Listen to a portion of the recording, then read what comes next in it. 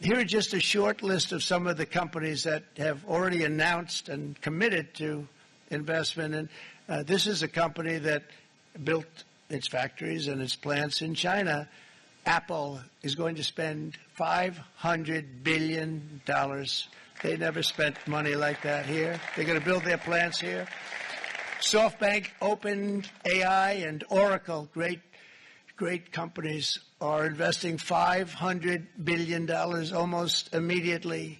NVIDIA, a hot company, is investing hundreds of billions of dollars. They just announced. TSMC, the biggest, most important company in the world of chips from Taiwan, with no investment from us, is investing $200 billion. And they said the reason was, number one, the election of November 5th, and number two, the tariffs. They don't want to pay the tariffs, and the way they're not paying it is to build their plant here. So we're going to go from almost no percentage. We used to have 100% of the chip market. Now it's all in Taiwan. Almost all of it's in Taiwan, a couple of other countries, but mostly in Taiwan. And think of it, we had 100%. We lost it because of people in that office that didn't do their job. They allowed it to be stolen from us. Johnson & Johnson, great company, $55 billion. Eli Lilly, $27 billion. Meta is investing $500 billion. Wow.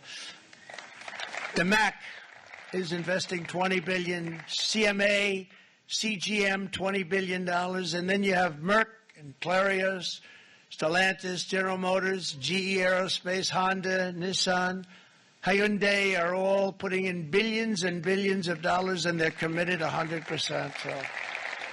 And we've never had, and this is after 2.5 months. This is after just a short, this all took place as soon as we came out with what everybody wanted to do. You know, I watched a gentleman today on television. He used to work with Lee Iacocca, a very respected automobile person, and he said, you know, because they're asking people, and they try and get as many negative people as they can, but they can't find them too much. It's pretty hard to find in terms of what we're doing, especially when they see all this investment.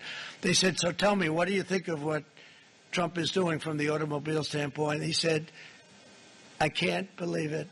Somebody is finally, he's an older guy, real pro, really top guy, with Lee Iacocca. He said, I never thought I'd see the day when this would happen, where somebody had the courage to go and do what has to be done. This is transforming our nation. Our entire nation is going to be transformed, not only with the cars, but in every single other item that's built. We're going to become an industrial powerhouse. And he said that so beautifully today. In fact, I'm going to find out. I'm going to get a tape. And, Bruce, I'm going to get that tape, and I'm going to send it to you out in Long Island, and you're going to play it for the people and all your union workers and your non-union workers out there. You got a pretty even split.